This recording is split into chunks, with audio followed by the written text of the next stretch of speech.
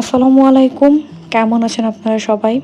আজকে আপনাদের সাথে শেয়ার করব আমার বারান্দা বাগানের একটা মরিচ গাছে ভালো মরিচের ফলন হইছে। এই মরিচ গাছটা আমি আসলে কোনো চারাও লাগাইনি, আবার কোনো গাছও কিনে আনিনি।